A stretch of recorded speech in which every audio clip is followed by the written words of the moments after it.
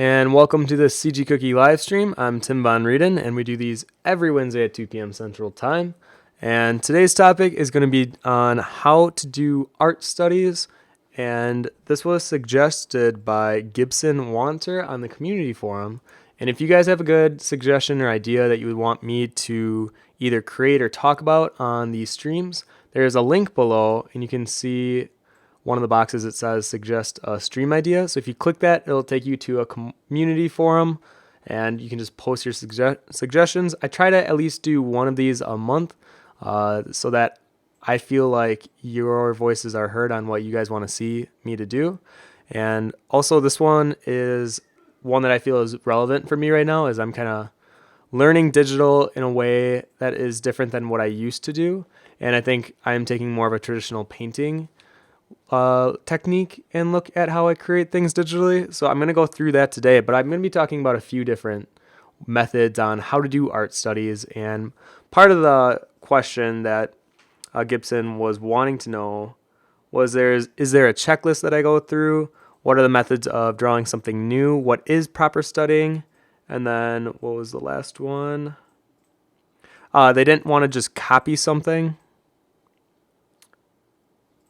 And how do you study new things that you want to learn? Like, what's the process? So I will be covering all of that.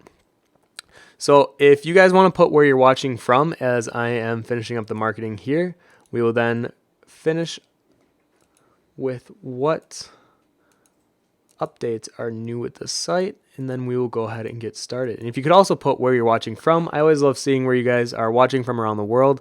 It's cool for me to think that it's not just kind of centralized in one area. It's really spread across the globe, and that's always been something really cool for me to see doing these CG Cookie streams for as long as I've been doing them.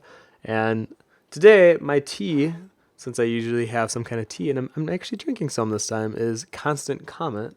So that is what I was drinking. And the other sponsor today is this little mushroom man. Why, thank you, Megalese, for following.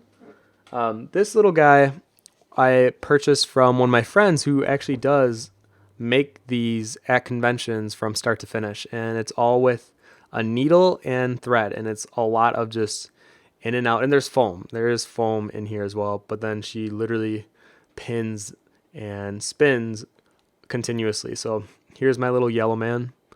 And this is going to be the subject matter for what we're painting today. And the reason I'm choosing something so simple is because when you can break something down into its most basic shapes, or most basic forms in this case, you can focus less on the intricacies of detail and more on where you're placing your value, where that lighting is coming from, making sure it reads correctly. So if you're doing a study, my first suggestion would be to find something a little more on the simpler side and that has some shape to it. And this guy obviously has a lot of round shapes, I should say, and he even has a little booty. And this is going to be what I will be painting today. And I will be talking a lot about why I recommend doing something more simple over complicated throughout the stream. And if you guys have any questions for me, please put at CG Cookie Concept before your question. That way, while I'm painting, it's really easy for me to look back and forth between the comments and what I'm working on and be able to answer whatever question or suggestion you have to the best of my ability. So really quick, I'm going to do just a quick slew of shout outs as fast as I can. So Artie Cals from Sweden, Brandy Fitz from Texas, from Colombia, Zane from Ohio, Cactus from Croatia, Tard Arts from Illinois, Gypsy from Oregon. Well, hello, Gypsy. Christy says same old Oregon. And Tunor says Tennessee. Ox says Italy. Joposaurus, Netherlands. Cactus says, oh, nice haircut. It was more of a matter of me looking in the mirror and deciding I didn't want to have to futz with my hair anymore and just taking a buzzer. So I see it less as a haircut and more of just practical reasoning late at night. Megalese from Finland. Ritasaur from Malaysia. Chartart says I saw them in ASUN. Yep. So this is where I bought this guy too. Key has one as well. It's not on her desk right now, but you can custom pick the colors. And right now, yellow has been kind of a big thing in my life. And That's why I chose to have a yellow gradient. Okay, let's see. A few more here. Chloe says, hi from Spain and just finished school today. Well, congrats. I hope you have a summer filled with not only fun, but get some drawing in if you're passionate about making this your career. Bomb Bomb Dubs from UK. Lua from England. Well, hello. And Tijal, New Zealand. That's right. You aren't in Belgium right now. And let's see here. Max Corbell from Seattle and Elias from Sweden. Lintastic from California. There we go. Okay. And, Resident Tree Hugger from Scotland. Okay. So thank you guys for putting that. Like I said, it's always really cool to see how many different countries I'm trying to quick spout out to the best of my ability. Okay, so we're going to jump right into it. I don't think I have any other announcements. Let me check. Oh, I'm going to make this stream about probably 20 to 30 minutes shorter because I have another stream at 4 for beta testers on the new CG Cookie site. And I'm doing that with my art friend Puichi. And we're just kind of testing how duo streams are going to be working on the new site and just making sure that they work and function to the way that we want them to. So I have to do some back end after this stream. So it might be a little shorter for those of you who are wondering. And I think that's it. Yep. So once again, if you have a suggestion, I don't overlook them. So if you put a suggestion in the little box below and comment whatever yours is, I definitely check those out and I try to get them one a month. So this one goes out to Gibson Wanter, and you had quite a few questions, which is great because then I'm going to do my best to answer as many as I can while I'm painting this little mushroom guy. So I'm going to switch over here. Been doing a few little demos of this guy. It's like practice because I've been making some new brushes. Okay, so here was the little example I made for the marketing, and let me move this out of the way.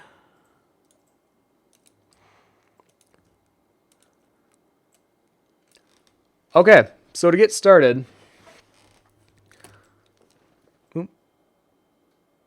Tijal says, is it still possible to join the beta testing stream? Yes. So all you have to do, if you are a beta tester, if you are a beta tester for CG Cookie 6.0, then you can watch it on the new site starting at, I believe, 4 p.m. Central Time. So in about 2 hours from now is when that stream will go live.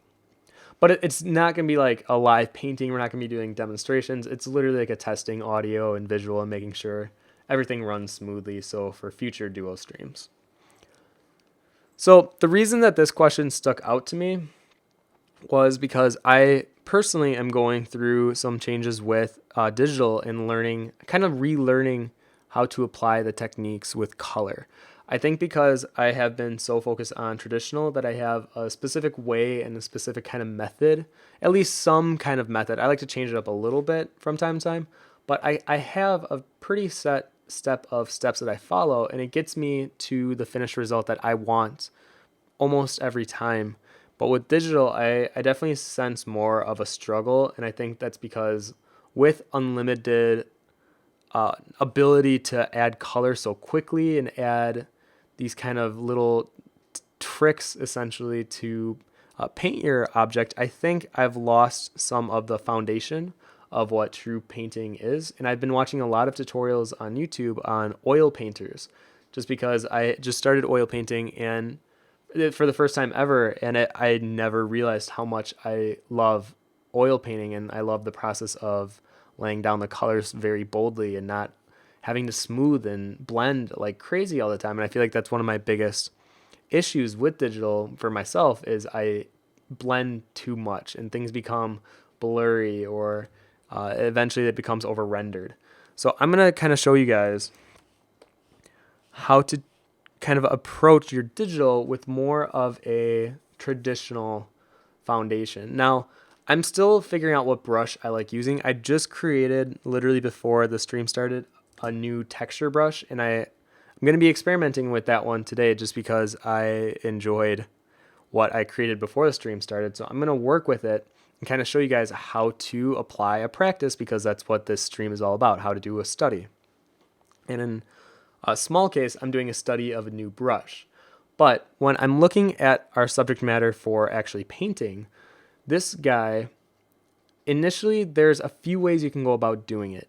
You can either, and you know what, let me draw out some.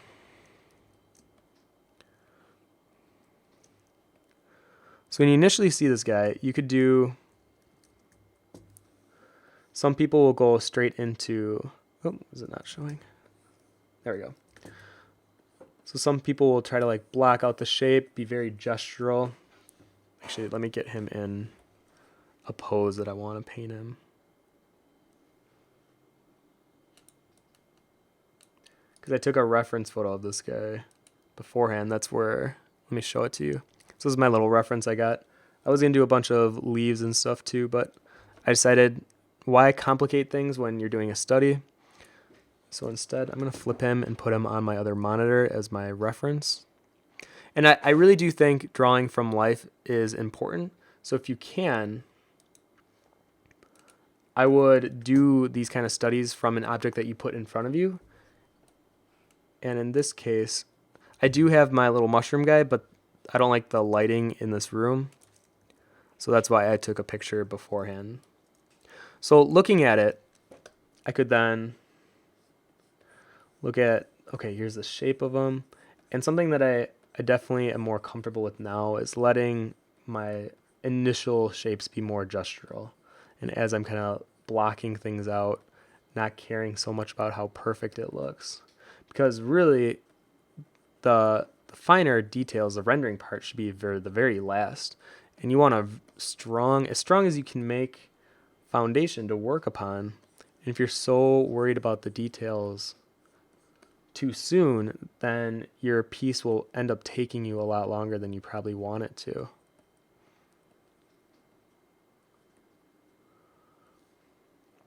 And he's got these little spots on him.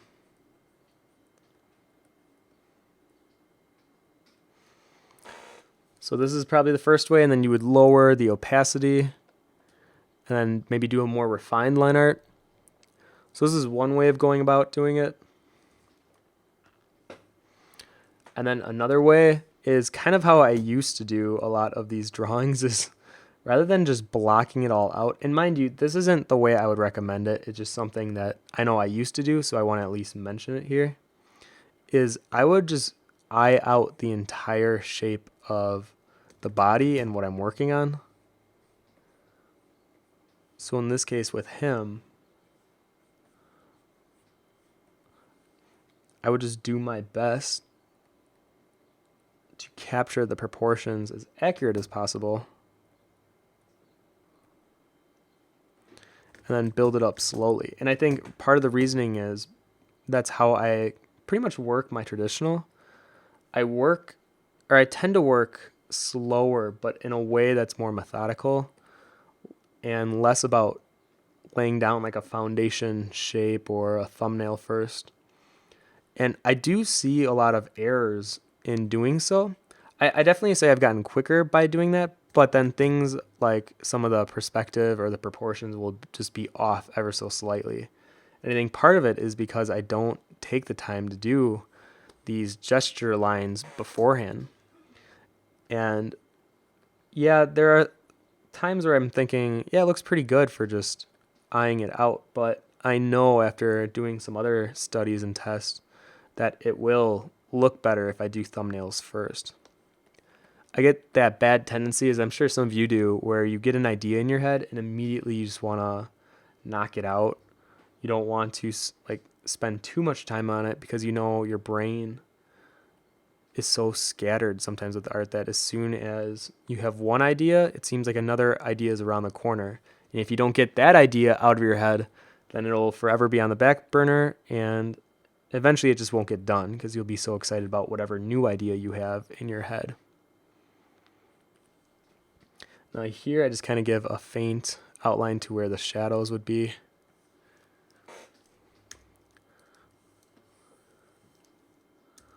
So this would be number 2. Actually, I'm going to say this would be number 3.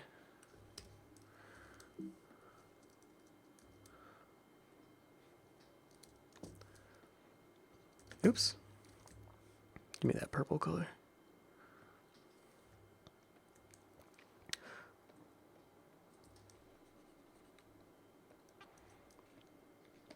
Because I feel like number 2 would be taking this, because some people just paint on top of the gesture, which is also fine. And as I'm going through this, I need you guys to understand that there is no like one right way to do a study or go about doing your painting. I'm just going to give you guys as much of a variety as I can, and then take you through one of the ways from start to finish. So we have a finished mushroom, and I can show you kind of how to lay values and lighting and that kind of stuff. But getting started, there are so many different ways to get going, and I think it's best to try as many as you can. Not because it's tedious or because you feel like you have to hit a checklist of like to-dos, but by doing this, you kind of find out what method works for you as an artist and what you feel comfortable with. And I've known myself drawing traditionally now, I do feel comfortable kind of jumping right into it, but only recently, even this year, I would say in the last couple months or two, that I like having somewhat of a gestural underlying first. And I think just because some of my stuff ends up looking so stiff, and yeah, it might be rendered nicely and smooth, but sometimes the initial foundation is so stiff that I'm kind of polishing a very stiff uh, a subject matter, really. And I think if I let my gestural lines carry more of this flow and this fluidity in the beginning, it would carry through into the rendering process. So it's something that I'm trying to remind myself to do more. So you know what, I'm going to move. Actually, I'm just going to make these smaller here.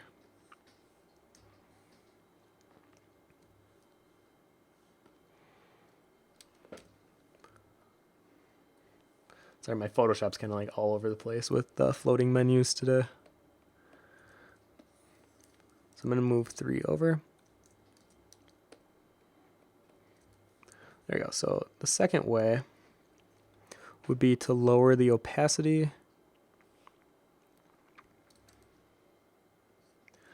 And usually why you draw over your gesture lines is because your gesture sometimes will be too exaggerated or sometimes almost cartoonish or stylized. I mean, maybe that's what you're going for, but oftentimes when doing like a pure realism study, that's not the case. And you see how long this gesture took me, which wasn't long at all. And to draw right on top, it almost gives me more of like a safety net, knowing that some of these lines are already established. I'm just picking and choosing the best line out of each of the gestures. And I know I keep seeing the comment section go, but I want to get through some of the initial talk first, and then I'll get to answering some questions. Just because then, I know since we have a shorter stream, I want to make sure we cover as much ground.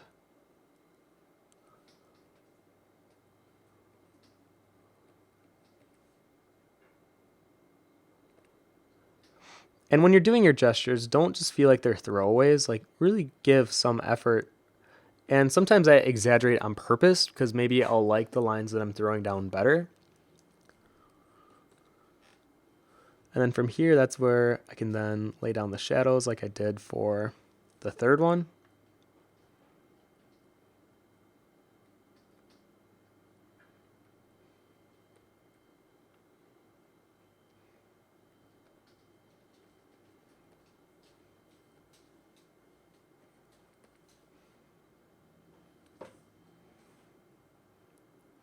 Give the cast shadow on these little bumps here.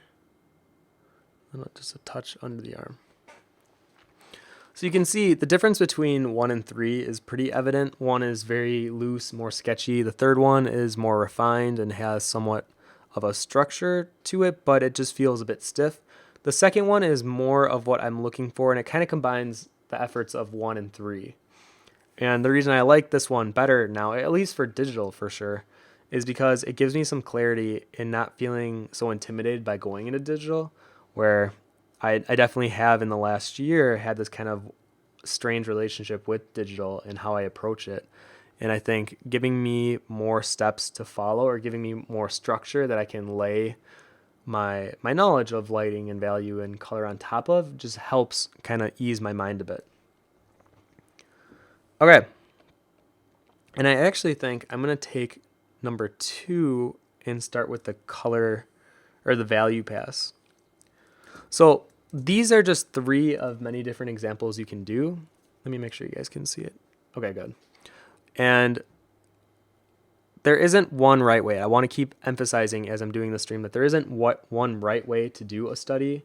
It is purely based on you experimenting with different techniques and methods. And I really implore you guys to go check out on YouTube or DeviantArt different styles and methods and techniques that other artists use and try to pull from what works for you, and then things that you definitely recognize don't work for you, don't feel comfortable doing, leave those behind and move forward with the ones that did. And then after time goes by and you do enough studies and enough practice paintings, you find this method that works for you, and you have these certain techniques, whether it's the brushes or the patterns or the way that you're doing your strokes or how you lay down your foundation before you color. And it will just grow and grow upon itself until you can go into a digital painting with confidence. And usually the artists, or the best digital artists that I see, are the ones that have the most confidence in digital. And that's why I keep pushing you guys to practice with digital and keep practicing new techniques. Because if you're only doing the same techniques over and over, you're not going to improve or really grow your own skill set. Okay, so I'm going to take this second study here.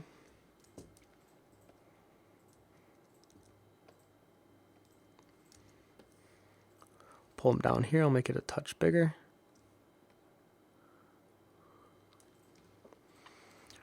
And I'm going to lower this opacity too.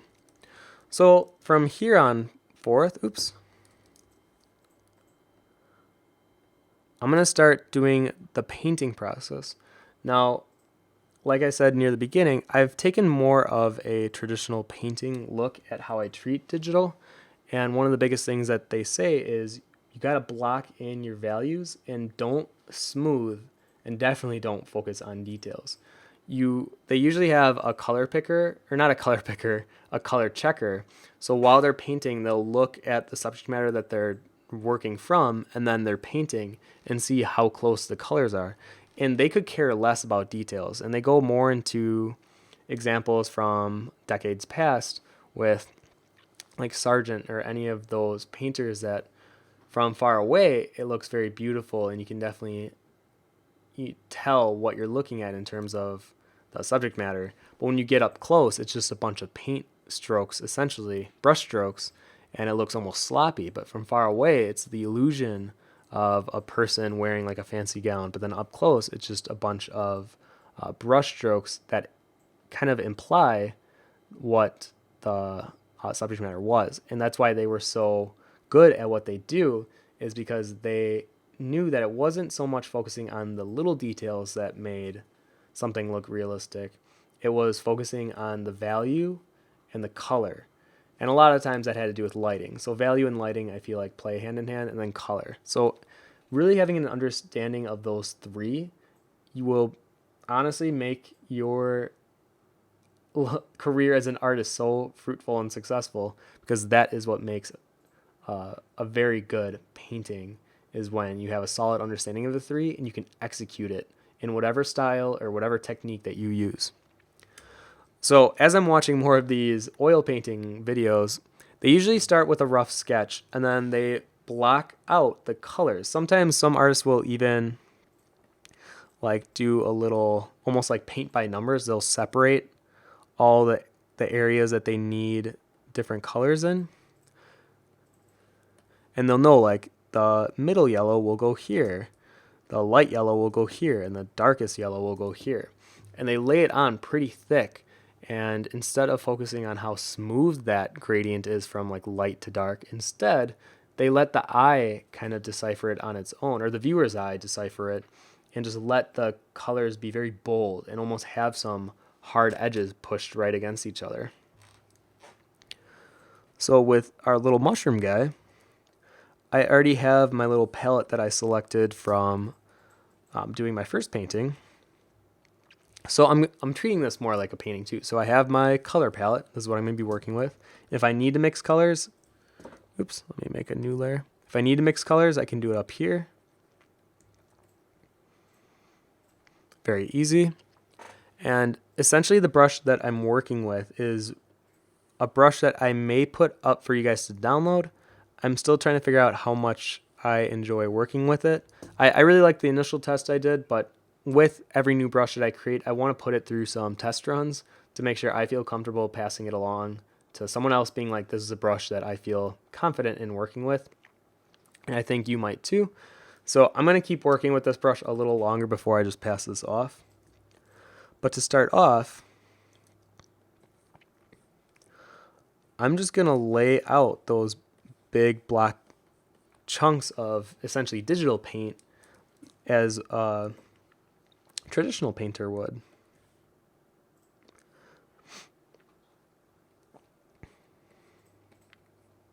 Now, obviously, the blending is going to be a little different than what the oil paint or acrylic paint or watercolor, whatever paint you'd be working with. It would definitely be mixing and blending very differently than the way digital does. But what I'm trying to do is I'm looking at the picture that I have of the mushroom guy, and it's almost like you have to squint and just avoid focusing on any details and really just focus on the value and the color that you see.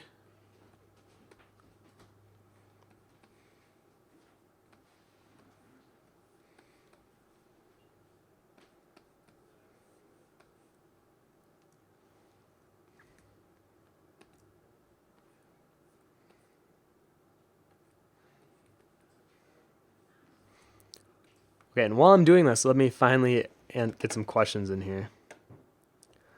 So Joposaur says, what is a study? I'm a noob. So essentially a study is, well, I guess there's a lot of different definitions of a study, but the way that I look at it is you're looking at a subject matter or a material, or you're focusing on some type of category within art, and you're trying to improve your own skill. And to do that, you do a study. So in this case, I'm trying to better understand how to paint on very bold values first and kind of let the subject matter have more of a three-dimensional feel just from blocks of color, essentially. And that's something that I've always struggled with since I have such a tendency to smooth things so quickly.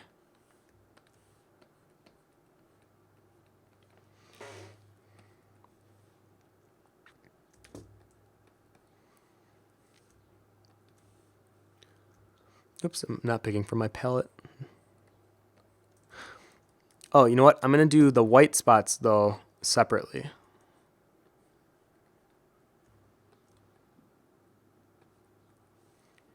And I'll get into detailing it later on, but the first thing I want to do is really get a solid base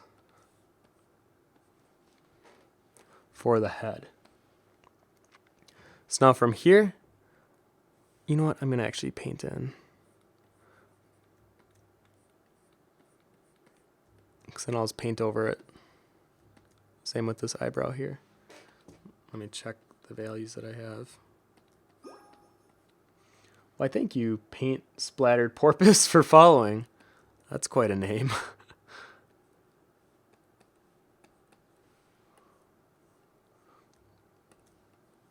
Okay, so now I can essentially lock my layer. Oops, the eyebrow too.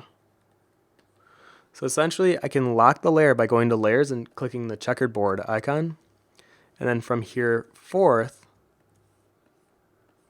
I can only paint, it like masks out the layer, so I can only paint within the brush strokes that I already previously established. So I'm going to have some bounce light coming from behind.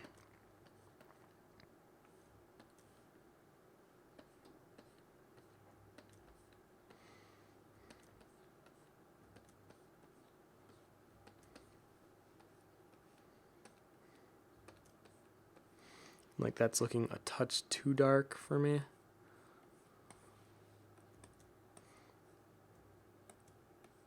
And I try to keep my brush size rather big, just because then it doesn't allow me to start rendering the details that I see, and instead almost like forces me to look at the value that I'm adding.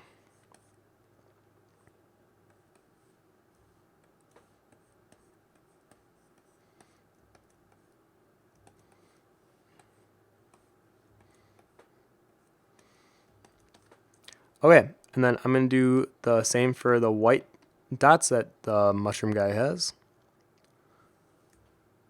So I'm going to start darker. This is a technique that I use from painting on the light, and I'll talk about what that means in just a second here.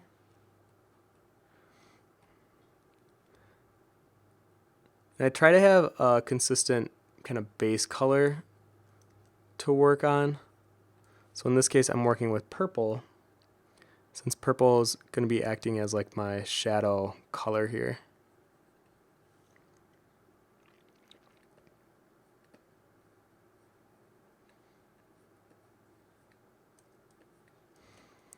So now, in the same way that I treated the head of the mushroom, I'm going to lock that layer, grab this lighter, lock the wrong layer, and then paint on where the light's hitting.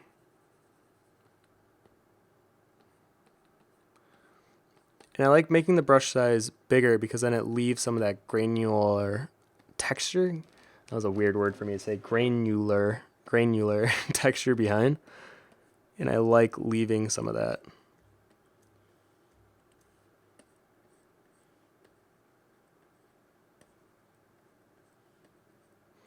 And you can see how the purple then like bleeds through.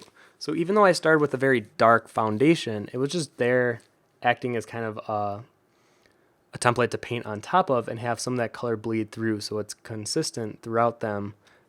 And it complements the orange. It's a very subtle complement, but it complements the orange by having such a cool color. Now I'm going to do the same with the body, but underneath of the mushroom head. And in this way, I'm going to actually start with the middle purple.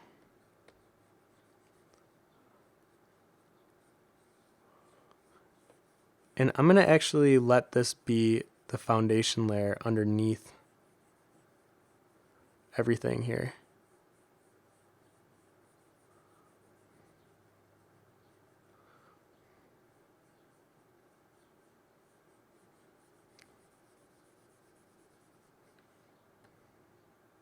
And we're going to be doing essentially the same thing that we did for the eyebrows, where then we're painting on the light. So it might get a little darker right under the head. And you're wondering, okay, well that just looks like a purple mess that you've got now here. But if I grab this lighter color, which represents where the sun will be hitting, I'm then going to start painting this on.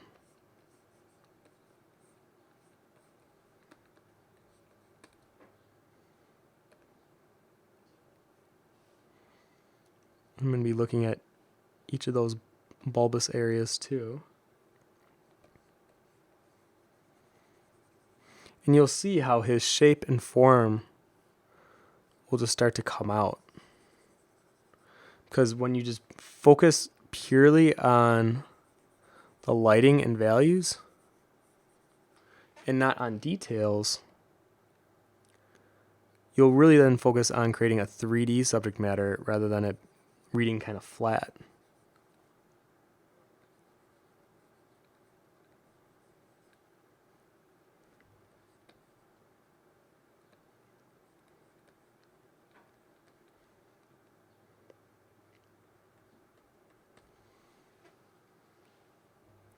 So now that initial purple that we laid down, it really is reading as more of the shadow color, which is perfect.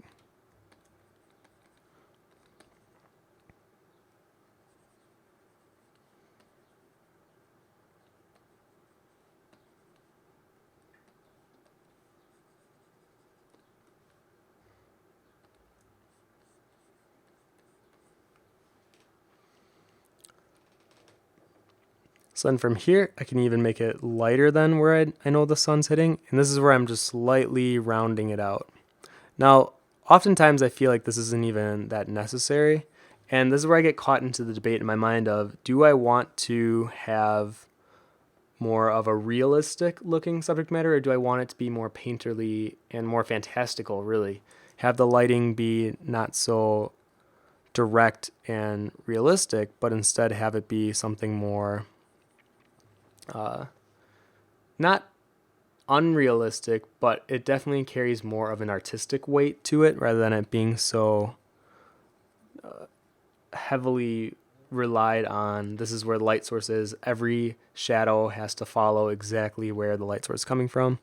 Now, in terms of doing a study, though, you really should follow whatever you're studying to the best of your ability. And in this case, with the realism subject matter, or at least with the way that I want to paint it, I really should do my best to create more of a realistic end result. So now, as I'm looking at this, there's definitely more of a dark gradient underneath of his head.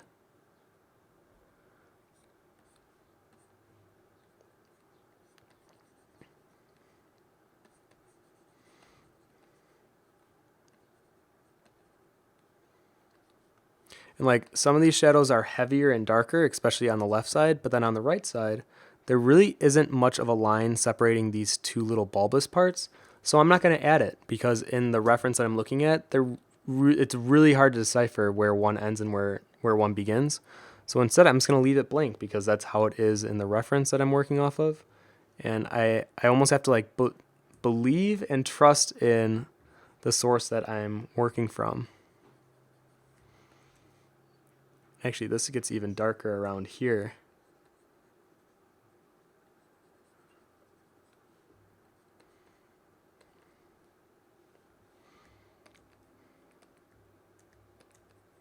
So at this point, oh, you know what? I forgot his eyeballs. Let me go ahead and add those really quick. So just like the eyebrows that I have here, I'm going to do his eyes on this layer. So getting ready for the eyeballs, I can see that there is a push where these pins are in the eyeballs of the mushroom. So they're not like, they don't lay flat on this little guy, they're pushed in. So it's going to create some shape of the cushion part kind of going into the head. So almost like I'm prepping for it, I'm going to lay a darker side here and have a slightly lighter side. Let me grab this. On the other side, and you can see how it's already creating somewhat of that illusion of it's being like pushed or dipped in. And all I'm doing is I'm reversing the way that the shadow and the light source are falling on the object.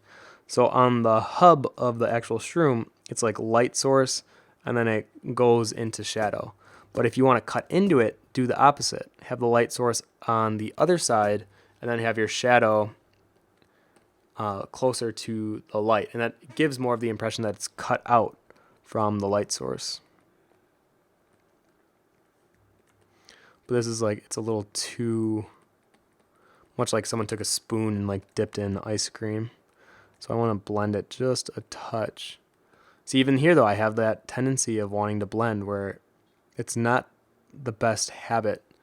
And I'm trying my best to rely more on letting brush strokes or letting value and contrast just kind of sit and be strong on its own without having to render.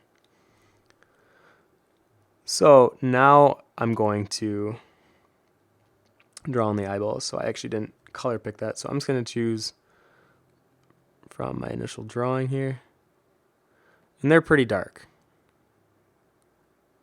Well, I think you see the standard for following. So now with these eyes, you can't just leave them perfectly black. So instead, we're going to add in a little shine. And I'm kind of skipping steps. But I want to show you, this is one of those things that Rostrals talks about where it's like instant or maybe it's gratification. It's one of the two. It's either satisfaction or gratification.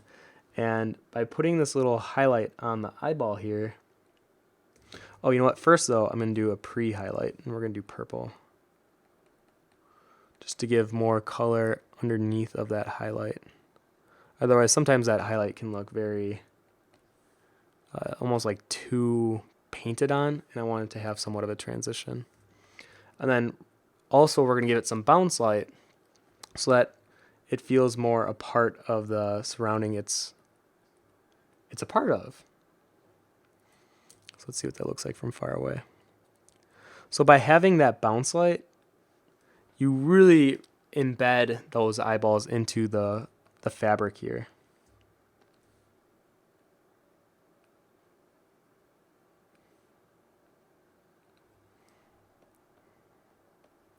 Then underneath of the eyeball layer, I'm going to actually make it slightly darker around the eye and give more of a applied cast shadow that these little black pins are casting on the body. And you can see how like instantly, all of a sudden, we have more of a realistic looking subject matter just by adding those like finite detail, or those, I don't want to call them finite, but they're definitely those details that add an instant pop to the image. And in this case, a highlight on an eye will definitely add more of a realistic representation. And now everything else feels a little bit more untouched, a little bit more unkempt, if you will.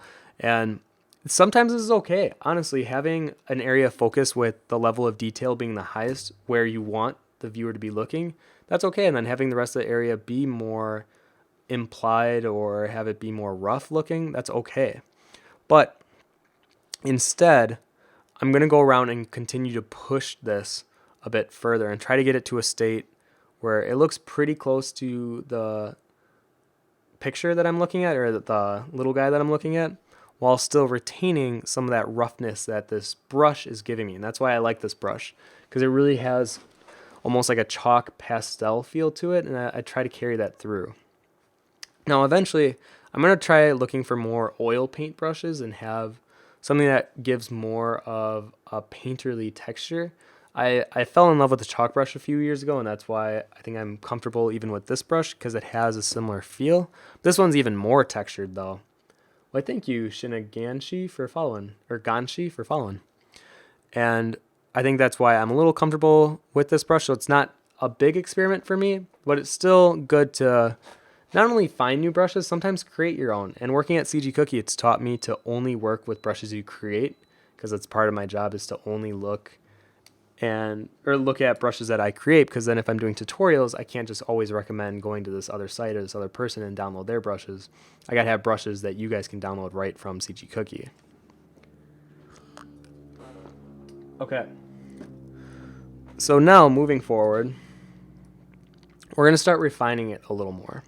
And while I'm doing that, and essentially what I'm gonna be doing is just taking the brush size a little smaller. I'm going to try blending, but not overly blend it. That's probably my biggest struggle with digital, is I over blend things, and sometimes it looks so crisp and sharp that it actually loses some of that initial feeling. And even with the feeling that I'm getting looking at this right now, I like how soft and approachable this style feels. And if I made it too sharp, and even with the demo that I did here, I feel like it became too smooth and it lost some of the fuzziness, because this is a fuzzy little doll, and I want to represent that with the way that I'm putting on these brush strokes. So I'm going to continue doing some of this, and I'm going to actually paint on top of all these layers. So every layer underneath was kind of my template, and from here on forth I can just paint on top. So while I'm doing this, let's see here. X Cactus X says, I do this digitally too, where I block out the base colors on top of a sketch, but this way I just draw on top of the sketch and end up having to repaint some parts I drew over. I now copy my sketch and keep the copy above the layer I'm painting as sort of a guide. Is this a good method? Yes.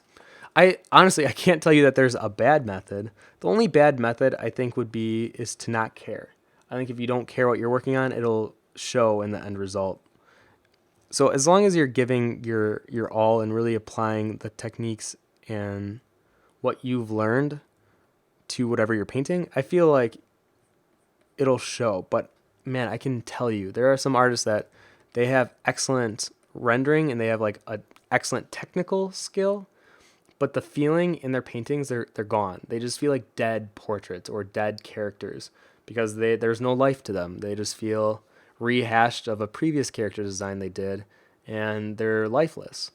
So try not to lose that, because people do notice. I understand that It's always important to want to paint a pretty picture because as artists, we want to create beauty. And in a weird way, sometimes we want to have the opposite where we're trying to like draw something that's opposing to beauty. And in that way, it's beautiful. So like art can be a lot deeper than just subject face value.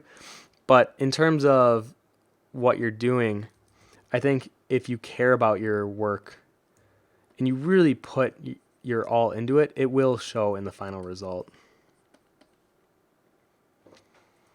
Oh, you know what I'm going to do actually? I'm going to put all of these layers in a group folder, make a copy of that group folder, merge them together, and now I have them all on one layer so that if I needed to edit or erase something, I could do it really quick.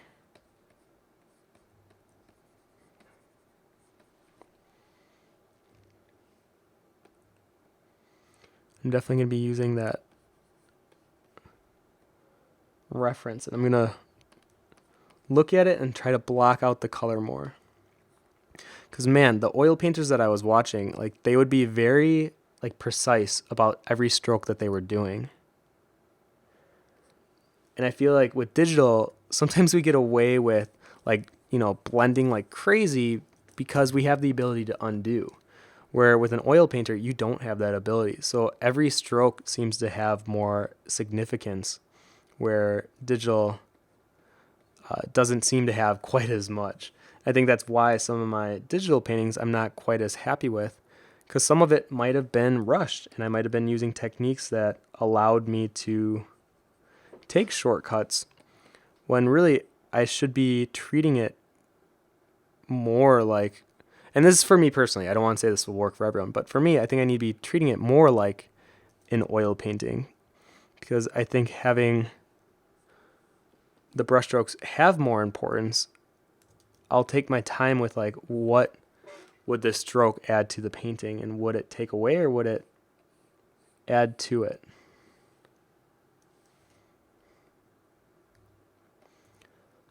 Max Grabill says, have you explored Kyle Webster's brushes? They seem to be just what you're looking for. I literally was just given to them by my roommate Ashley, and I haven't experimented with more than just, I think I played with 2 or 3. And thank you, Fate's Art for following, or Fate's Art. There we go, for following. So I haven't done enough experimenting with his brushes yet, but I always hear Kyle's brushes are the best. I always hear good things about how his traditional brushes feel and replicate traditional pretty well, which gets me excited, especially going into digital with more of a traditional mindset. I think that'll help me in the long run. So now his back bump is actually a bit darker.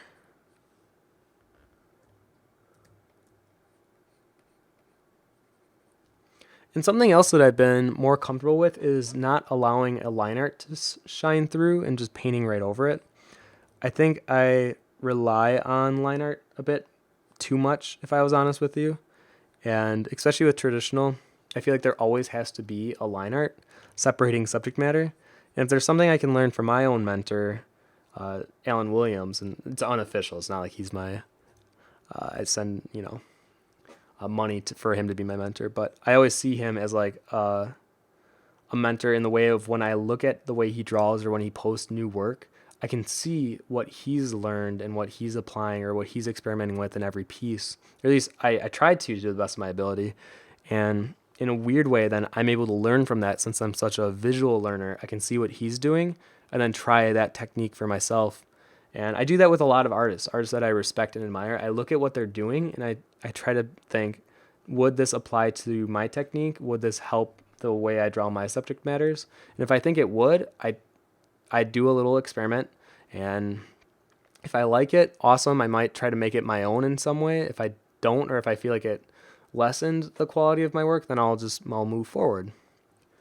So I think that's how I personally like to do studies, but I always try to apply it to my newest drawing. So I never like make a separate sketchbook unless if I'm doing like anatomy stuff, because that I kind of already know the basics of anatomy. So for those, I'll try to be more loose, and sometimes I'll be more weird and curvy. Like for hands, I guess I'll do a little example here since I'm just fascinated by drawing, or I'll do a separate layer too.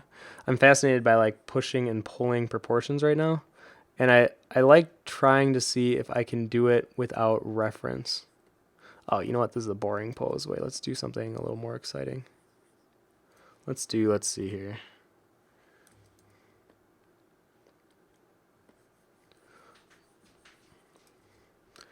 And my new favorite thing is more of like a bent wrist.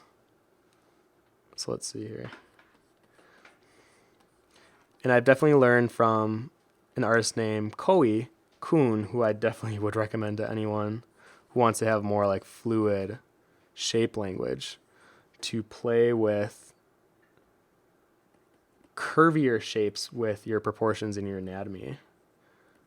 Just because I think I have been so stiff with the way I treat my characters, that letting your initial gesture just be more loose in free form, essentially,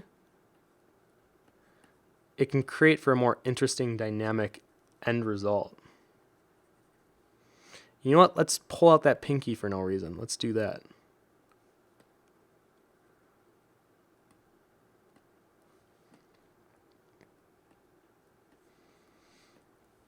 So I do a lot of like these type of quick kind of anatomy sketches in my sketchbook, and they're just throwaways, but for me, I find a lot of enjoyment in drawing anatomy. Something like that.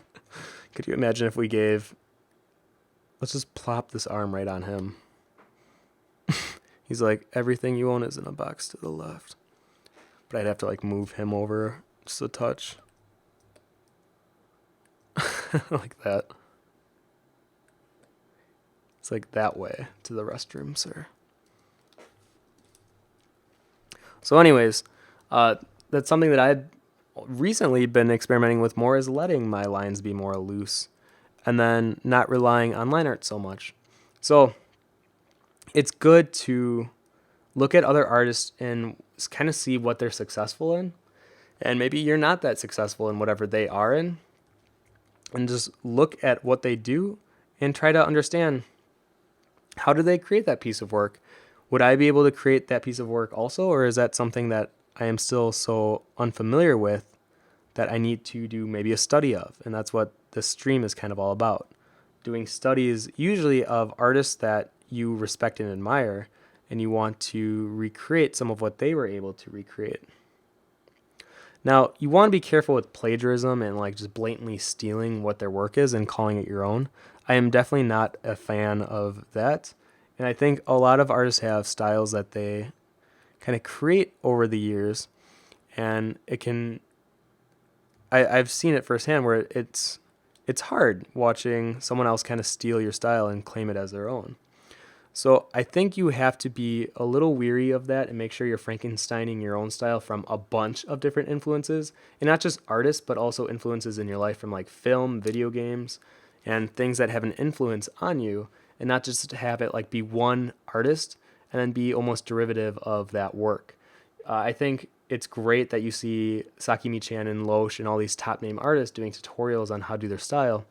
But the thing that I'm seeing a lot now is a lot of younger artists saying that they have a style or coming out and only doing drawings that look pretty much exactly like clones of Sakimi or Loesch. And I feel like they weren't able to develop their own style because they're so locked in on what they were taught is the way to go about doing it. And it doesn't necessarily mean they're wrong. And they might have like a great result in technique build up now. But I think it's good then to pull from other artists as well. Don't just rely on one or two sources, because then you will look just like a clone of another artist. And for an artist to really find their voice, you cannot just be a replication of another artist. You need to find what makes you unique and what makes your art stand out on its own, where someone would be able to recognize it as that artist. And it's great to be compared to artists that you look up to. I always feel like it's the highest compliment when someone says that to me at a convention, that my style reminds them of Alan Williams. But then there's also a part of me that recognizes that I need to take another step then to differentiate myself from him. As much as I admire him and I think his work is phenomenal, I need to make sure that I am my own artist at the same time, creating my own style and working my way up. So something I think that it's just good for younger artists to hear that, because I think too often we're doing studies of other artists or the masters from years ago. And I don't think sometimes we apply what we learn to our own style. And it's good that what you do in your studies, you apply then to your style, or you apply to future pieces. Otherwise, I feel like that just went to waste. All right, where was I? I was on this one. Okay, so let's see another question here.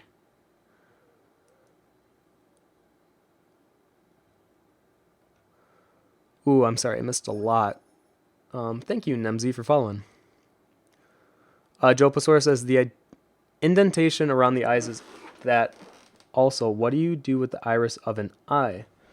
So with the iris of an eye, the way that I kind of taught myself is that from like a side view, or like from a mostly side view, let's say the pupil is there. This is an eyeball. And like usually the lids would be like here. So there's essentially like in a contact that goes over your iris and your pupil area. And it bubbles out. And the iris, I used to think that it was more convex and that the bubble was concave. Now there is somewhat of a convex look to the iris, but the iris actually does have more of like a pillow shaping. So this is still a side view. So like from the front, it's almost like a donut, essentially. A very flat donut is how I kind of explain an iris nowadays. Thank you, Meg N5832, I think that said. And with an iris, usually since the sun is overhead or the light source is overhead, the top part is in shadow. And then the bottom half usually captures more of the light. And then a highlight is usually placed on the darker part, and that's what gives the illusion of the iris. And this is probably the fastest way I learned to draw an iris, so if this works for you, that's awesome. Oh, hopefully I have enough undos. Oh, I don't. This is what happens when you don't work on separate layers. But this is also a good lesson for me to make new layers, because then otherwise I have to do what I have to do now and paint over what I just did.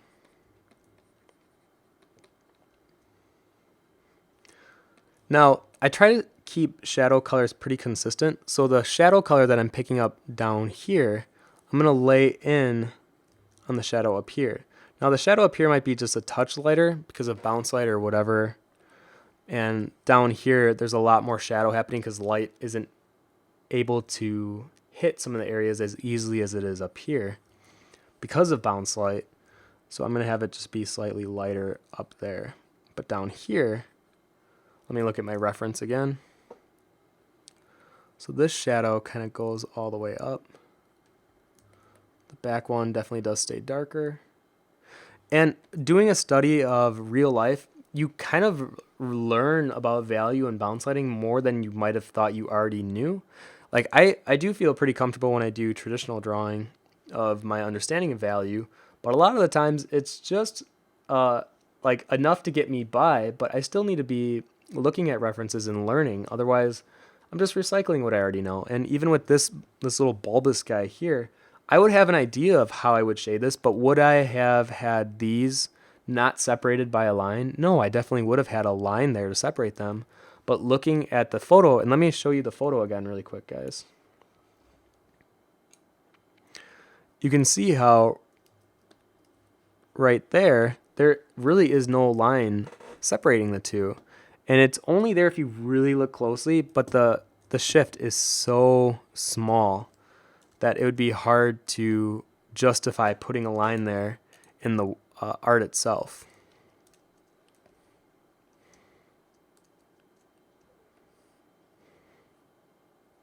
Let me recenter there.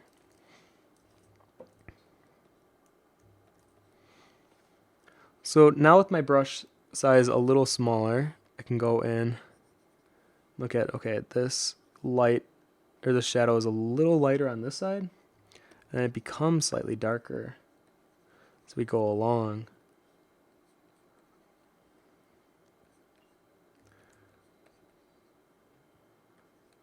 Oh, and the other thing that's good to note with shadows is they don't overlap and multiply. So it's not like this shadow color that I'm wrapping in this area, and then the shadow that would be down here would be two different shadows. A lot of the times they would be the same shadow color, and if you keep shadows more consistent and have like a very small difference between shadow variation, it can create a much bolder look to your shadow play, and oftentimes it'll look more realistic.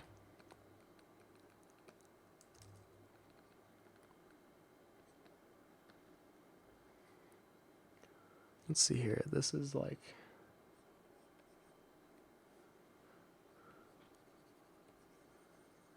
pretty light there. That shadows might be a little too high.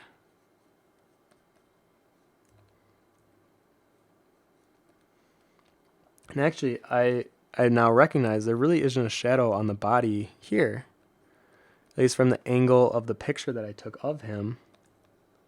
So that dark purple line I can just get rid of.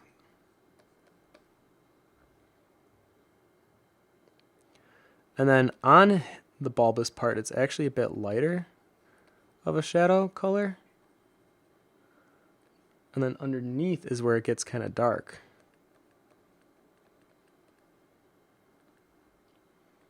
And also something important to note is, oh, you know what? Let me zoom in for you guys. I feel like I'm way zoomed out.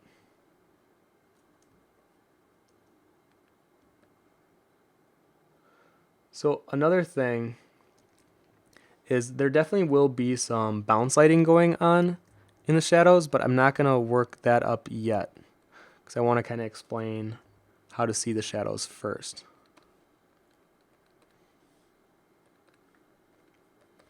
In his little armpit there.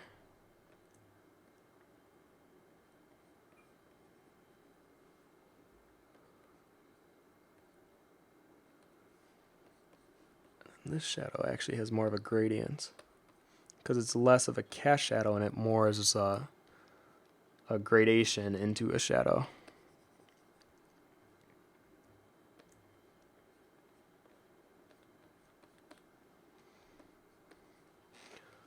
Okay, so now is when I'm going to start adding in some bounce light. And I'm going to create a new layer so that you guys can see what this looks like before and after. And let me get another question in as I'm doing this.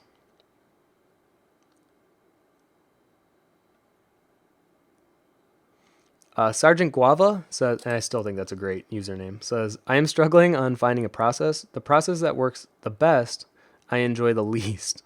And the process I enjoyed the most provides the worst results. I don't know what to do. Keep experimenting. And honestly, I didn't really enjoy digital until like a year into really doing it. And that's when I was back in school. So it went through a lot of learning and asking my friends and seeing what they're doing. And it took a while. And I'm not going to say digital was easy for me. Digital was very uncomfortable, especially at starting off. I would like scan a traditional drawing and then I would block out color underneath very soft. And it was very, very timid. I can't explain it better than just the word timid, and the colors were very soft to the point where it was like hard to decipher between subject matter. But now I feel a lot comfortable bolding it up, especially in the end. I'll even add more value typically to what I'm doing.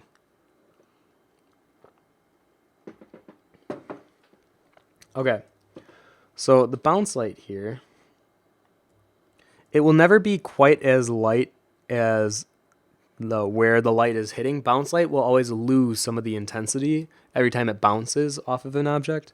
So I'm going to grab the color from the light part of where it's hitting on the bulbous. I'm going to just make it slightly darker.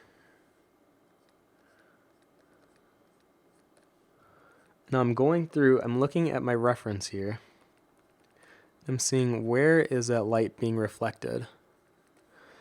And I might even, in the end, take it down just a touch, because this bounce light is very subtle in my reference here. So I'm going to take that opacity and just turn it down. And you can see what that looks like before and after.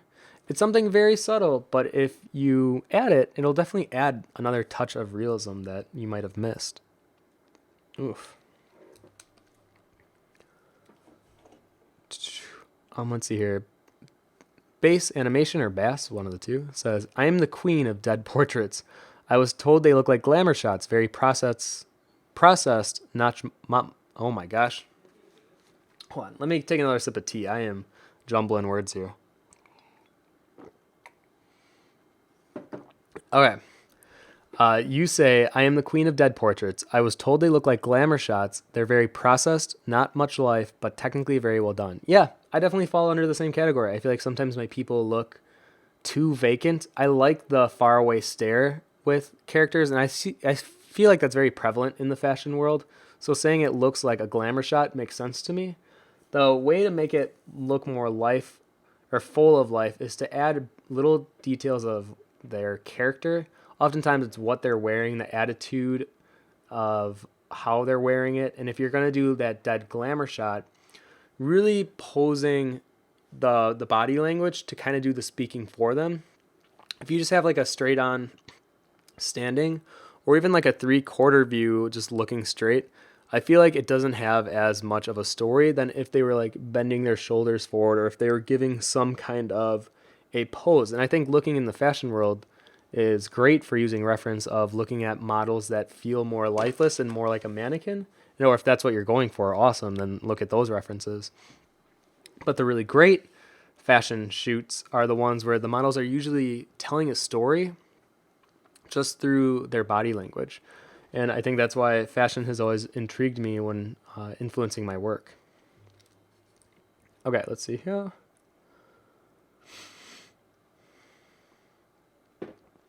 Christy says, I feel like that's what I'm most scared of, is copying another artist's style. Yeah, I think that's something that I personally can't say I felt that worry back when I was in school, because I was so headstrong and stubborn that I feel like I was always developing my own. And I definitely look back, hindsight being like, yeah, you definitely took from some artists, Tim. But at the time, I didn't feel that fear. And talking with some artists that I'm friends with now, and just hearing their story about how it's affected them with the fear of not wanting to copy another artist, yeah, I definitely think that's real and something that we need to recognize, that if you feel like you're stepping on someone's toes, you probably are.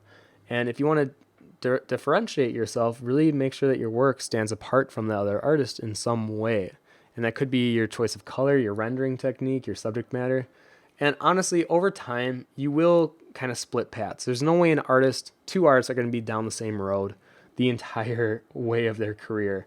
I feel like often what happens is one artist will pave a road, and then a new artist, rather than wanting to pave their own road because of how hard that would be, they just kind of follow on the road that's already there. And then eventually they get bored of like following and wanting to do their own and express themselves. So then they deviate from that road that was already established. And I see this happen all the time. So if you feel like you're kind of feeling something similar, then take a sidetrack. I would honestly deviate from the road that you're following and do something way outside of your comfort zone, and something that you know would look different from the artist that you feel you might be too closely representing. Let's see here. Nikki Flower says, hello, this is the first time I've been able to come to a stream in like a year. It's good to be back. Well, welcome back. I feel like now that summer vacation is happening, I'm hearing more people joining the streams again. So awesome. Thank you guys. Cactus says, I always love how I can connect an artwork to an artist I follow just by recognizing their style. That's how you know you kind of have a style, is when someone else can recognize your work amongst a bunch of other work, and it stands out. Now, oftentimes you don't know when that happens, like when that transition happens of, oh, I kind of found my own style. Usually it will happen organically without you even recognizing that it's happening. And then you'll look back at your work over like a year, or like a lengthy span of time, and then recognize, oh, I can definitely kind of tell where my style began and where it's kind of developed and where it's heading now. And a year ago, I had no idea. So a lot of the times, recognizing your own style will happen in hindsight, but while you're doing your work, oftentimes you don't recognize you have style. And if you feel like you're forcing a style, then you probably don't have one yet. And that's because a style happens when you're most comfortable creating work that feels uniquely you and feels most catered to your way of working. So that's how I explain style. Megan 5832, or I think that's Megan, or Megan, says, if you want to undo more, just go. Oh, I know. I have my history set to only 30, so I can save. Thank you. Oh, I think that said Mike. Whoever that was, thank you for following. Mean Machine Rex, oh, that's a great name, says, Tim, I tried to fill in the social links on my profile on CG Cookies, but they don't seem to link out.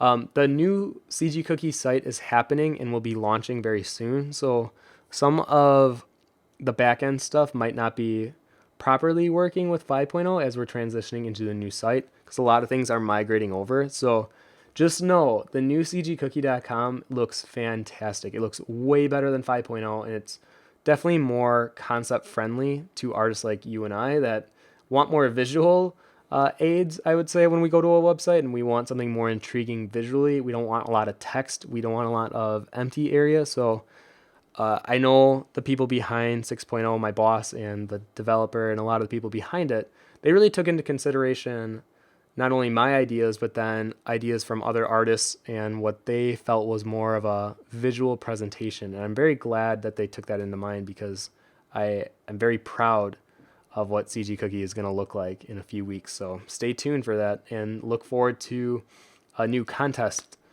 shortly after the new site is launched.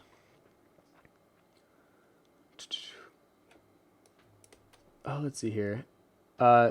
CA Ian Green says, in your last stream, you had a long list of conventions in that spreadsheet you blurred out. Can you share just the list of the cons and how you can find smaller local cons? Now, I was going to, but I think there is something in doing the kind of the tedious footwork on your own. I feel like just sharing it out kind of takes away the hard work that goes into creating a document like that. And I am challenging, I guess, you guys to, if you want to do conventions, to create your own Google Doc. And I know that probably isn't what you wanted to hear, but I feel like in doing so, I take a lot more pride and care into adding to the document and looking up conventions, knowing how to do that in the future. And like, if I need to find a new con, I feel like since I've done it over and over and over and over and over and over and over again, that for me, it's a breeze. And I feel like just handing it over, I feel like I'm not teaching you anything. And I feel like if you really want to learn how to find conventions, you have to do it on your own. Now, it's not like it's that difficult. You can usually just do a Google search, but a lot of the times I think it's good. I've kind of learned over the years, I should say, is to not just hand out something, and to really force the students that I've had, even with the workshops, to create and do it on their own. And then like, I'll give feedback afterwards, but I think I like having artists do kind of the laborious work on their own first, because then I think you learn a lot more from doing so. And it's something that I even struggle with making digital work. I feel like I want instant gratification, because I feel like I've done the footwork of doing art for so long that it should come easy. But it's always a reminder that art is not easy. It's something that, yeah, it can be fun for sure, but you can't just take it for granted. Every new piece is a new opportunity to fail or to succeed. Ela Simone 1 says, when will the summer contest be announced? It will be announced, let's see here, I'm assuming July. I think that's when I was saying it will be out. I would just have to talk with my boss to finalize the dates, because I definitely want the new site to be up and running and to feel pretty comfortable with the contest page first.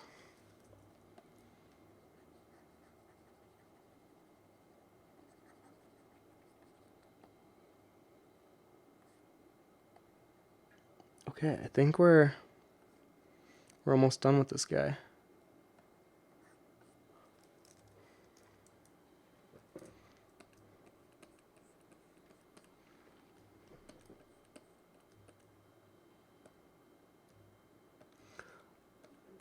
No, I'm not using a Wacom drawing tablet. I'm using the Cintiq. It's the 22-inch touch. Actually, this dot on this side, this spot really doesn't have much of a shadow to it at all. You don't want to add shadows where they aren't necessarily in the study, because if you want it to keep it as true to the study as possible, you don't want to just add shadows because you think a shadow will be there. Like even on the top of his arm here,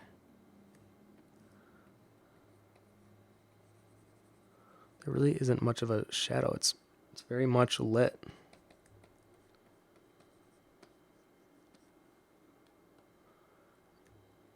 And then I can definitely tell I have some difference in shadow color here. So I'm going to lighten up what I have here based on the reference.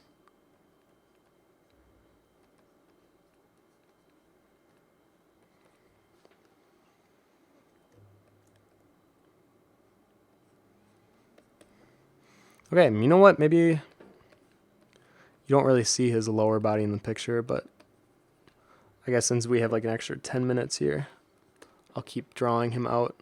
I guess this would be me applying my study. It's like taking the shadow and lighting information that I have and then trying to create legs off of that. He has little stubs. So you can see how I'm laying down an initial line sketch. Then I'm just going to start painting on where I think the light is going to hit. Actually, no. First I'm going to give a foundation color. So I'm going to steal that shadow color.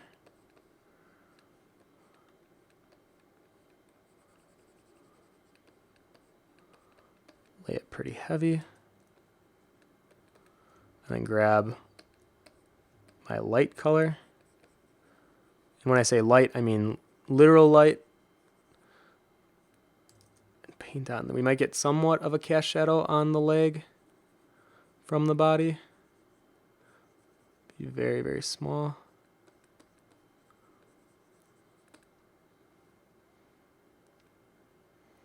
On this side, probably be more like that.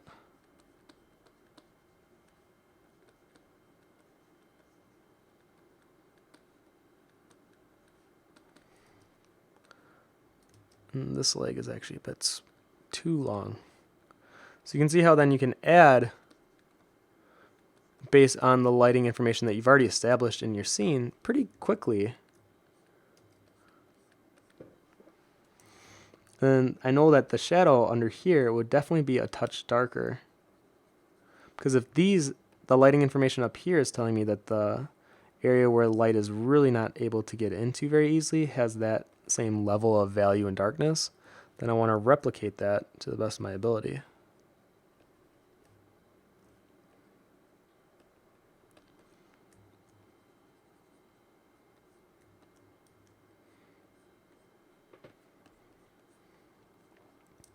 Like that. And you can see how we did this all without even having reference. But we can use the information we've already established. And same with the arm here.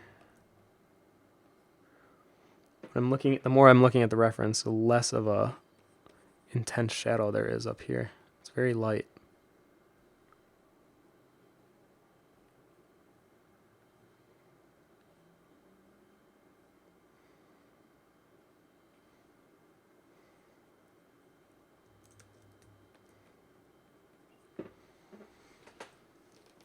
Okay, so I'm going to see if we have if you guys have any last minute questions, I think now would be the best time to ask because I'm going to be finishing up here.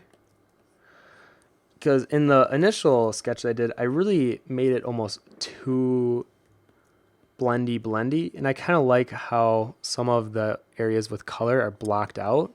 And I'm going to do my best in the last few minutes here not to blend things out, but just keep adding to that color blocking that's already established while I'm answering some questions. Sergeant Guava says, do you know if you're going to be at any California cons in 2018? I would love to attend or table a con you are at and come say hello. Yeah, I would love to do a convention in California. I was at, San Diego a few years ago, and I hope to be at either Anime Expo or even San Diego. Who knows? It just depends on scheduling and if I get accepted. So yeah, I would love to meet you. To be honest, meeting people that watch these streams and people that follow me on Instagram or Facebook or wherever they are that they follow, it's cooler. It's what's a good way to explain this? I feel like it's the reason that we do art, because then it's the realization that your art is actually connecting with people.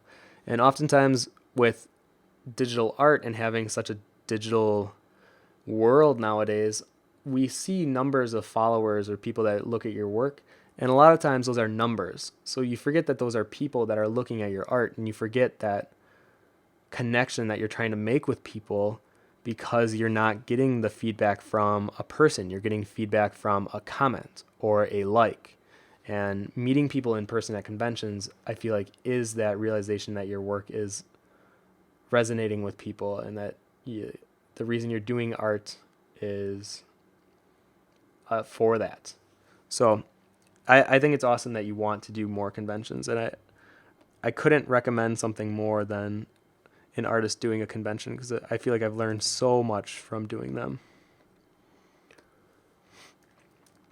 You know what I'm going to do, though? I'm going to make his body more stubby. Or maybe I could do that. Oh. No, I guess I kind of like his body looking like that. I might just make the arm a little thinner.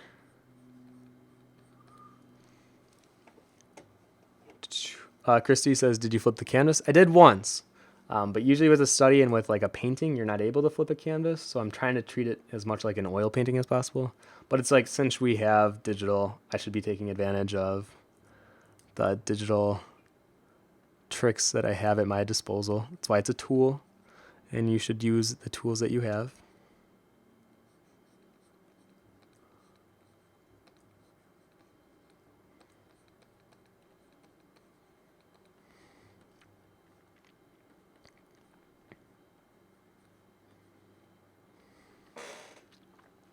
Yeah, I actually like how this one turned out.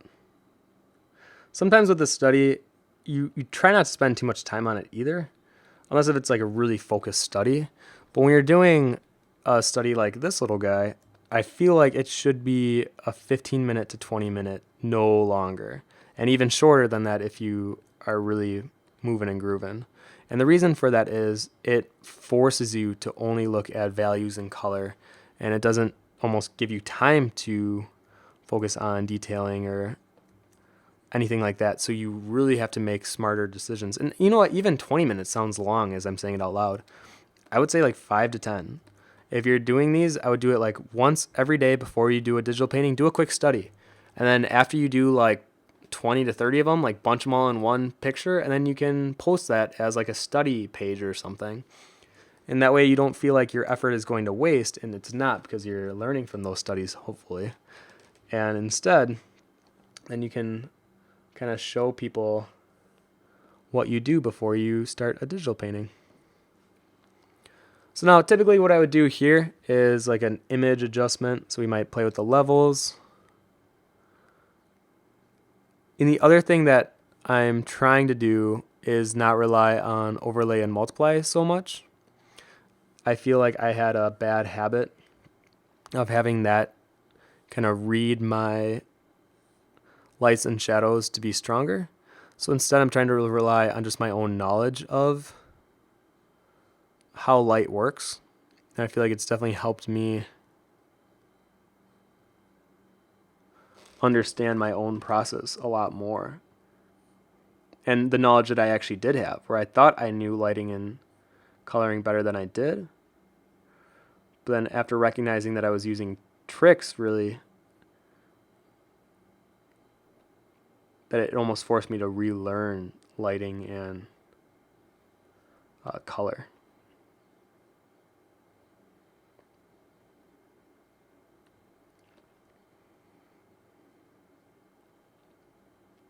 Sometimes with the color balance, it'll be like a very subtle difference. As you can see here, very subtle, but I still like what we got going on here. And you know what's funny is I like it so much better than the previous mushroom guy that I did. And they say that the more you paint something, the easier it becomes. And I feel like the same could be said about characters and drawing anatomy. The more that you do it, it'll just become easier. And I feel like I could draw 10 of these mushroom mens, and the more that I do it, I feel like my time would also get lessened. And it would just become faster and better and faster and better. And that's how artists get good, honestly. They kind of redraw a lot of the same subject matter. And after doing it over and over and over again, it's less about learning and more about applying the knowledge that you've learned all those studies or all those drawings before into your new one. Okay, I'm going to answer a few questions and then we're going to end it here.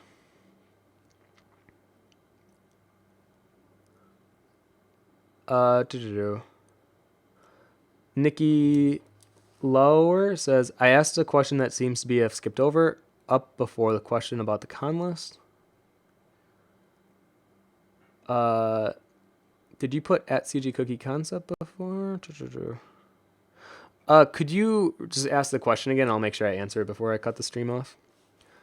Base or Bass Animation says, would you ever consider private mentorships? Yeah, I've actually thought about eventually doing that, and I'm pretty excited about one day doing it. I see my friend, if you guys know who Peter Moorbacher is, he does a lot of those training like camps where they're almost like weekend or week long, and you can go to them and essentially you have a bunch of artists and a bunch of other instructors, and it's like a getaway for artists, and I would love to be a part of that. So I definitely want to be more involved with some of those, especially like even Bobby Chu with Schoolism.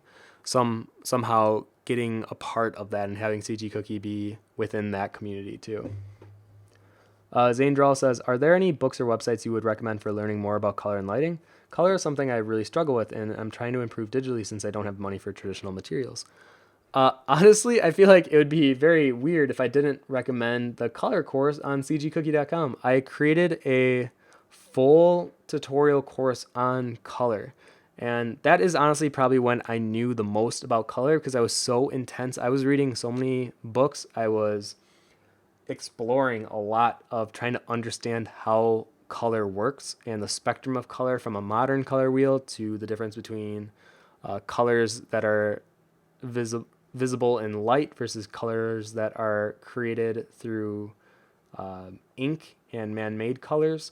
So that also gives a great, like, if I'm trying to do like a rundown in my head, it talks about like warm versus cool, what analogous colors are, what you can do to make your colors pop more, what's the difference between hue shifting and value shifting, the importance in understanding hue, saturation, and brightness, like everything that you would want to know with color as like a foundation for you to work from on your own after. I feel like I feel pretty confident. That's like the one course I feel confident that I created in recommending people check out if they want to know more about a specific subject matter. Base Animation says, nice, count me in. Count me as the first in line, throws money. Yeah, eventually I would love to, so I'll keep you posted if I hear any new news or if I get contacted. Jopasaurus says, can we see some of your oil paintings, and have you been drawing with your iPad? If so, can we see it? You know what? Yes. I think I feel like my oil painting is somewhere down here. Hold on, let me check really quick.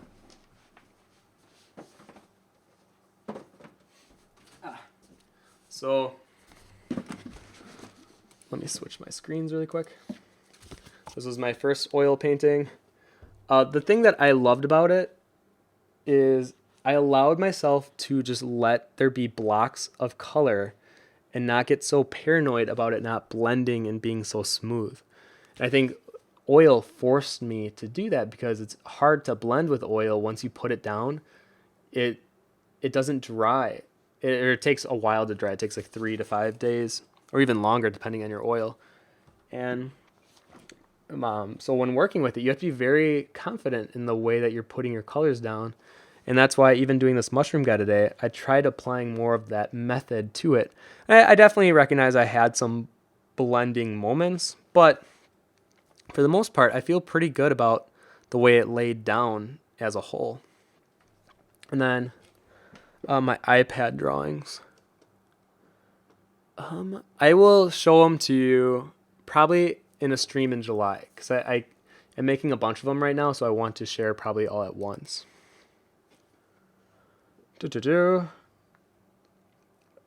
Let's see. We'll do 3 more questions. Here we go. Joe Posaurus says, how do you pick your color palette? In this case, I color picked from the photo, but then edited it to have the colors be more purple and the highlights to be more warm.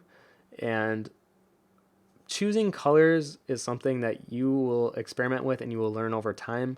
I have just recently become, or not recently, I would say I was more comfortable actually working with color when I did that course on it than I am now, because I feel like I have too much of like a modern breaking the rules mentality now when it comes to color, and like working with colors that specifically and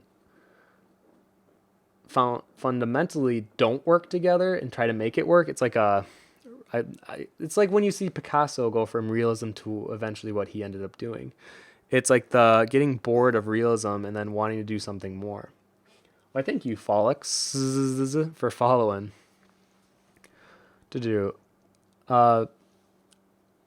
Base Animation says, thank you. It's also base like a fish, not the cooler bass drum. Okay, thank you. Now I'll remember that from now on. Max Corbell says, when it comes to artist workshops, I cannot recommend Legendeer enough.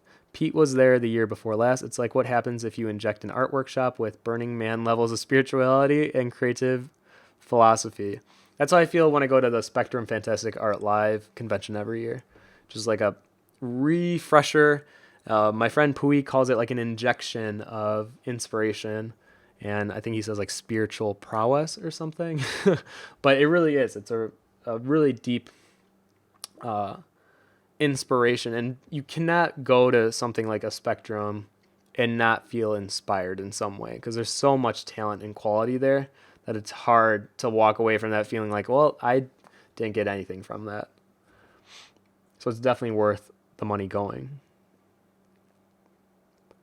Okay, so I think this will be my last one. It was from Nikki Lower, and I'm hoping this is the one that you're talking about that I missed because I didn't see it. It says, I'm hoping to apply to my university's illustration program this fall. I'm hoping because the sketchbook that I'm supposed to be filling is barely 10% full. There aren't a lot of guidelines about what we want to see in the sketchbook as opposed to the portfolio, so it's just this vague notion of do whatever. I've been struggling with this thing for over a year now, and I need to work on drawing every day. But I can never think of what to draw. I've got a Pinterest board full of facial features and such, but that doesn't help me, or doesn't help with anything other than construction and rendering. What to do?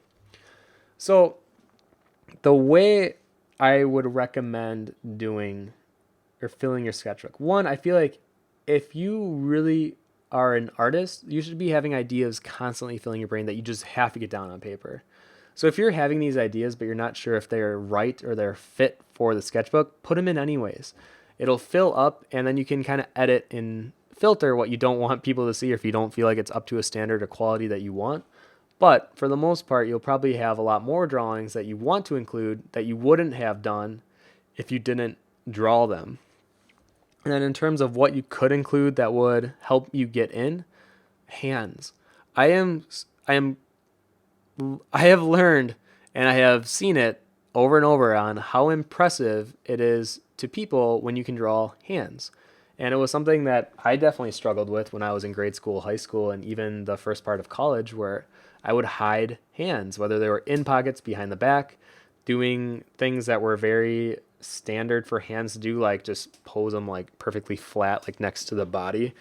Things that aren't very impressive. But then if you do a lot of studies of hands and really become comfortable drawing hands, all of a sudden your characters have like these weird hand angles and motions.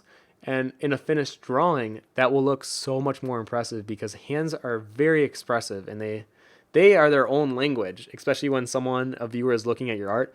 If your hands are doing something like elaborate or elegant, it definitely gives more of a message to the viewer of what you're trying to say. So in my opinion, just study doing a lot of hands. That'd be my first suggestion. Another suggestion would be, yeah, I would keep drawing faces and people and busts, but I would take actually a bunch of reference photos of you. And for each photo, think of a different emotion. So think like, and over exaggerate it. So if you're doing anger, don't just do scream. I want you to like hunch over, get a lot of your collarbone in there and like push your muscles out and like give some crazy hands toward the camera and then take the picture. And you can scream, I guess, too. But really push yourself and exaggerate what you're comfortable doing. If you're going to do sad, don't just do looking solemn 3/4 view and like tear down the face. Like show a devastating like yell or cry and like, put your hands in like this gripping position. Like really exaggerate. And what I'm trying to say is like really exaggerate the emotion and do your best to capture it. And like capture as many exaggerated emotions as you can, because then when you need to do something more subtle, you'll be able to add in that little extra bit of exaggeration to it, and it'll just make it look so much more alive. And it kind of goes back to what we were talking about making it not look lifeless. And then the last thing is, or the third suggestion, I feel like I could have a bunch of suggestions, but let's see, what would be a third one? If I was looking at portfolio, what would I want to see? I definitely want to see that you have a fundamental understanding of the basics, and that's like form, value, lighting, color. So demonstrating that in some way would be nice. I would include both digital and traditional, but for a sketchbook, if you're going to be doing just traditional, really push it. Oh, and do animal studies. Like the best fan art you could possibly do is of animals. I was talking with some of my friends recently on how it's like everyone recognizes it, and it's like there's so many references and examples that you can pull from, and that's just from the internet or going somewhere in person to study.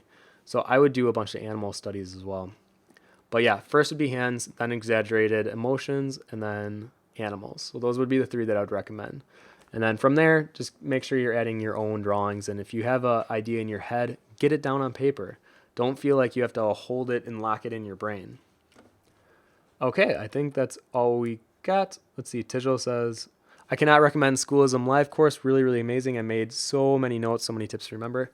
I had a conversation with Tijol, and he was saying how he was able to really interact and talk with these artists of like high caliber, and the price tag wasn't that expensive. I was expecting it to be more, but it actually wasn't that bad. So if there is a workshop, if there's something Tijol has taught me, is money comes and goes, but an experience is something you can't have or you can't pass over because it might not happen again. So I've even made my own decision making based on that notion, and I even think I might be going to a workshop that Moorbacher is running on the East Coast in the fall. And I would say a good chunk of that reasoning is because Alan Williams is there, and I just really want to talk with him further and see what more I can learn from him, and just to be around someone that I not only look up to for his drawing ability, but for the content of his character. Really, I just want to be reminded of not only why I'm an artist, but how to stay humble, and I guess how to continue striving for goals once you feel like you've already hit a lot of your own, and how to create new ones. So yeah, that is all I got for today. I got to go get ready for my next stream with Pui on CG Cookie. So if you are a beta tester, I will be on there in about 25 minutes, maybe a half hour. Most likely 20 minutes though. And it'll just be a short one. So thank you guys for coming to this CG Cookie live stream. We do these every Wednesday at 2 p.m. Central Time.